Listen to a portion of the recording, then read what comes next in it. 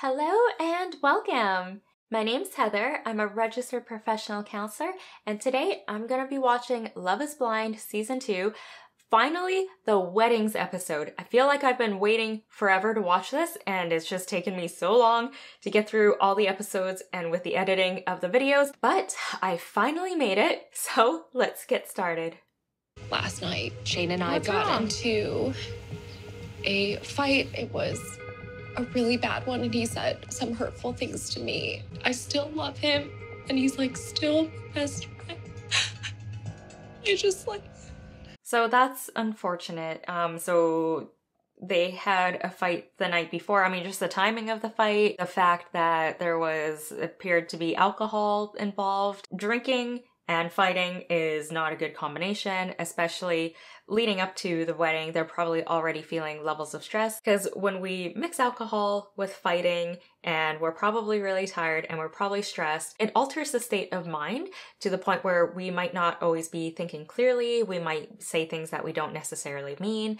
And it sounds like that's what happened for them. Not to say that it's an excuse or it's to excuse their behaviors or whatever they said to each other, but it can definitely help us understand why it happened or what led up to that happening. I didn't show all the clips of them before, but they had a couple dates. They were on the beach and they were both very happy and very committed. Unfortunately, they just had this big fight right before the day of the wedding, and that can definitely impact what their answer is going to be, because it seemed like nothing got fixed or nothing got resolved. The argument between Natalie and I just believe it stemmed from me having to prove myself all the time. Do I think you're pretty? You're not pretty. Are you fishing for compliments right now? Mm-hmm. Not really. You're a piece of shit. I'm just kidding. Oh my God. It's like we all have breaking points and whatnot, and I had mine that night. I just never feel like I'm enough. This is something that I've mentioned throughout my videos of their interactions and their fights, is that Natalie's way of showing love or communicating with sarcasm or poking fun or teasing him is going to be hurtful to the relationship, especially if it's not something that is resolved or not something that gets changed. And it's possible that it also came out the night before. Maybe she did say something in a joking way or a teasing way, and he, being maybe a little bit tipsy or a bit drunk, he took it absolutely the wrong way, and it all bottled up and exploded into that big argument. So that could also be what happened too. He said that he felt like he's not enough to her. So I'm curious if he's ever communicated that with her when he was sober or in the past, and just being vulnerable with her and saying like, hey, Natalie, when you say these things to me or when you make these types of jokes and I'm asking for some affection or level of reassurance, it hurts my feelings when you say that, and it makes me feel like I'm not enough. And again, not to blame or shame Natalie or Shayne for wanting reassurance, because it's okay if you want reassurance and you're asking for it. And for Natalie's end, we saw an example of her parents having the same type of interaction or the same type of teasing, and so maybe that's what was modeled to her and it's just been normalized, and maybe again that's how she shows her love, is through sarcasm or to poke fun at the other person. But everyone has different levels of comfort around these types of jokes or this type of teasing, and it's possible that Shayne is just a lot more sensitive compared to other partners that she may have had or her family, and she needs to learn and adapt to that. And it could be a tough habit to break, obviously, because especially if she's had all these years of conditioning and modeling to her, it's not like it's going to change overnight. And again, they only know each other for such a short period of time that it's going to take time for her to change that or to not have that be her default reaction, especially for Shayne. If he's not used to having these types of jokes or to be teased in this type of way from his partner, it could definitely wear out his self-esteem. It can make him wonder, am I good enough? Maybe I'm not good enough, because she keeps pointing out all these flaws, and he can definitely internalize that and just take it a little bit too personally as well. I do. Okay. 1,000 times over. Okay, so it seems like the fight hasn't deterred his no one else I'd commitment. rather do this with in my entire life. Natalie, He's willing to work Lee, on it and work through it. you take Shayne James Jansen be your husband. I don't. I still love you, and you're still my best friend. Like, we have really big issues to sort through. Oh my gosh.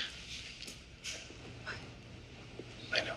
Wow, so I wasn't expecting her to say no, although she did look very uncertain leading up to it. Like I think that big fight just essentially was the straw that broke the camel's back. I think she just saw a different side of Shayne that she hasn't seen before.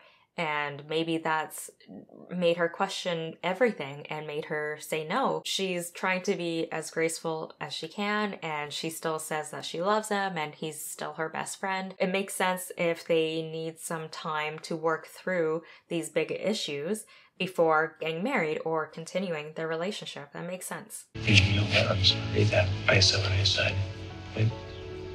It's how I truly felt. So you're saying you truly felt like you hated me and I was the worst thing for you at that Oh my moment? gosh, is that what he said? So do you want to do this right now? No, is that what you were saying? Yeah, that was really confusing what he said, because he said, look, I'm really sorry. And then, oh, I meant everything I said. So no wonder she was confused, because he was saying he was sorry about, I'm guessing, the night before.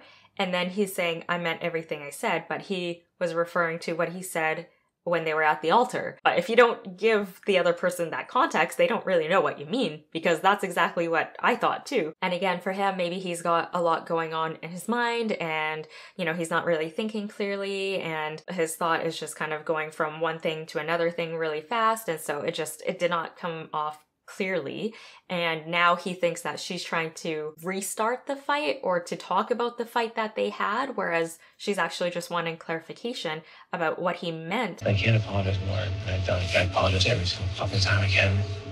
And I told you, I own it and I'm live up to it. I have to live with it the rest of my life. Before I fight, I was 100% sure I was going to marry him. But saying that you hate someone, telling someone you're the worst thing that's ever happened to them, those cannot be unintentionally said. So Natalie has every right to feel hurt and upset. Those words are very, very painful to hear from someone that you trust and someone that you love.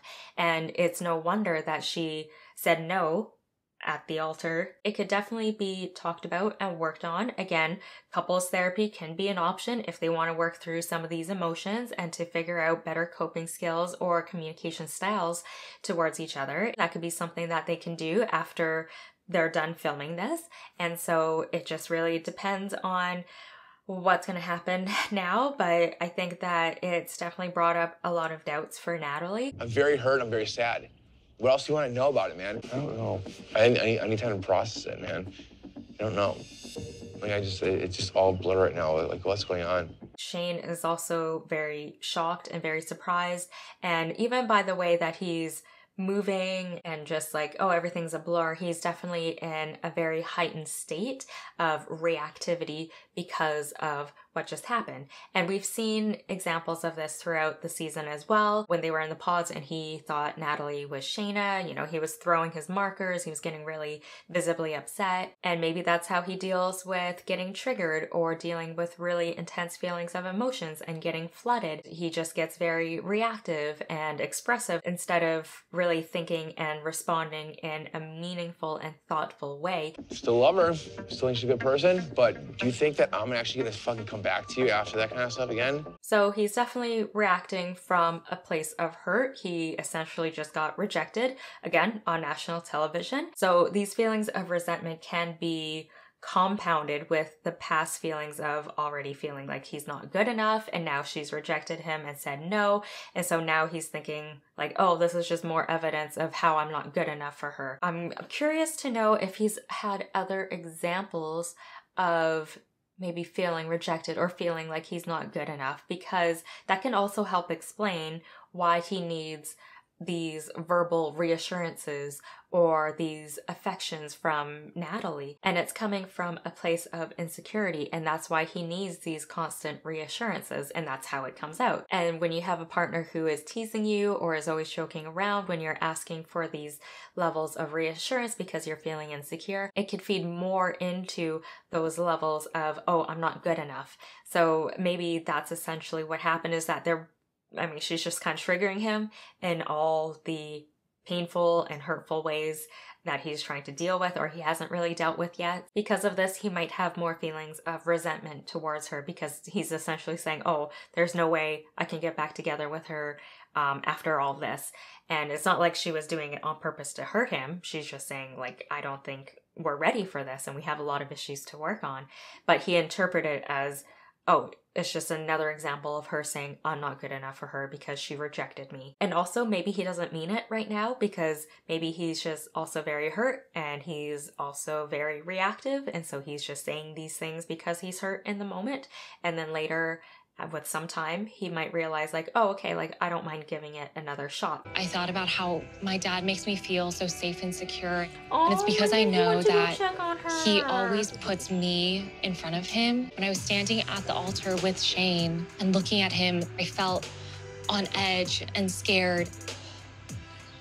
For me, that was the moment where I was like, this is not it. And this could be an example of why it's important to go to bed angry, right? Because if they realize that, you know, their conversation is getting heated, they've both had a lot to drink, maybe if there was something that they were disagreeing about, they could just say like, hey, let's deal with this later and, you know, let's sleep on it. Then they could have potentially avoided Shayne saying those hurtful things to Natalie. And, you know, this would have been very different. Maybe they would have gotten married if they just slept on it. And that's why going to bed angry early on might be helpful. It could save the relationship so you guys don't say things that you might regret or you can't take back. I guess the other possibility is that you could stay up late to try to resolve it, but chances are you're still very heated and you might even say more hurtful things to the other partner. Everything between the pods and now, there has been challenges with reality, challenges with our jobs, with our lives. We haven't seen that. I still feel undecided. Huh. I'm surprised to hear that Sal has all these doubts, especially since we didn't see them having too many issues leading up to the wedding. But he said that, you know, there were real life events like their work that is an issue. So I'm curious to know what they are, and I wish we get a little bit more context and information about that, but I guess we'll just have to see. Before I forget, make sure to give this video a thumbs up and don't forget to subscribe for more analysis videos like this. Do you take Mallory Rose Zapata to be your wife? I cannot. Oh. I feel like I just need more time. It's okay. We definitely see the level of remorse and pain behind Sal's rejection and him saying no. Mallory seems very understanding and she understands that he needs more time and she's able to, you know, like show him affection, wipe away his tears. There's definitely still hope. I mean, there's still definitely a lot of love there. I guess there's just more bigger issues that they haven't really discussed or touched on that we don't really know that is really putting a lot of pressure on their relationship. I feel like I just need to talk to Mallory's loved ones and family. I feel like I haven't had the time to meet a lot of you. And I just want to say, I know this was hard for all of you too. Wow, good for Sal for saying all of that and addressing her side of the family. I think that it's really respectful that he did that. And he's not saying, oh yeah, let's party, let's get the music going. Like DJ Shake. I think what we should do next is go on a date. So it's good to see that they're able to have this conversation after the ceremony and that they're just trying to get a better sense of what their next steps are and just to be honest with each other about, yeah, do you actually want to have a relationship? Do you want to continue this? And it makes sense that they need some time away from the experiment to be able to digest and process their feelings for each other and also with everything that happened because everything has been moving so quickly and it sounds like they're both on the same page of wanting to take things slow and go on a date and see how things go. From there, we definitely see that there's a lot of care and still a lot of love that they have towards each other. And it's possible that, maybe they will just take their time and they'll end up together later on. Or maybe they realize that this relationship ran its course. Not all relationships are going to last forever. I'm also curious as to what Mallory would have said, because it seems like she was more so leaning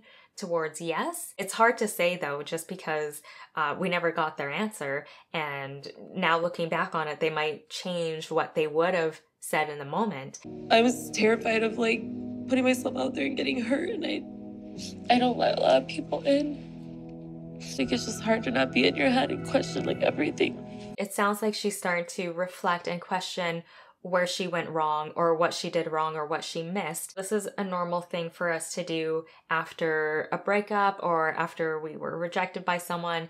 We start to wonder what signs did I miss? Sometimes there aren't always clear-cut signs, and it's normal for our brains to try to figure things out and try to find the answer. And that's why we have these thoughts of what did I miss?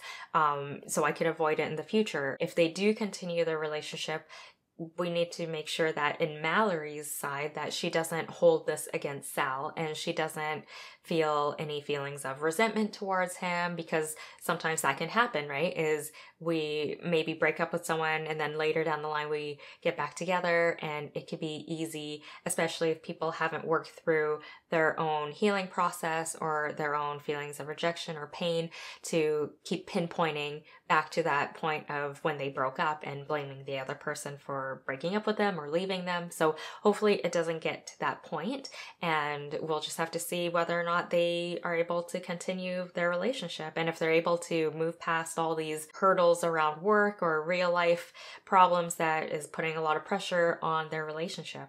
Everything's going to change.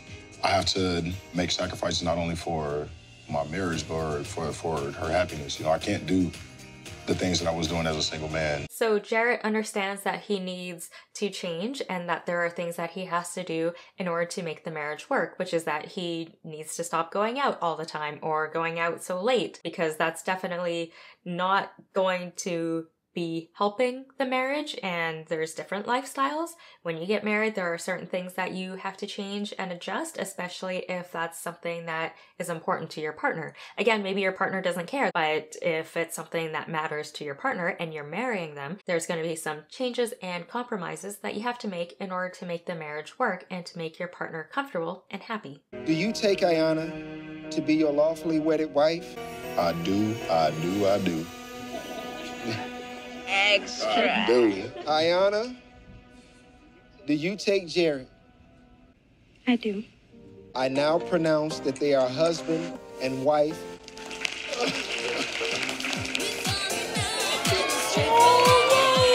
And again, maybe now that they're officially married, maybe Iyanna's worries or her anxieties or insecurities would be lessened because now they're married. It's a little bit more of a stable and secure relationship status. Again, maybe Jarrette just needs to make those adjustments around his social life. And yeah, I could definitely see this working, and I hope that, I just wish them all the best. Make sure to give this video a thumbs up, and also don't forget to subscribe, because my next video I'm going to be reviewing the reunion episode of Love is Blind Season 2. I've heard a little bit about it and how it's awkward, so make sure to subscribe so you don't miss that, and feel free to check out my other therapist reviews videos, and I look forward to seeing you in the next one. Until then, be kind and love yourself.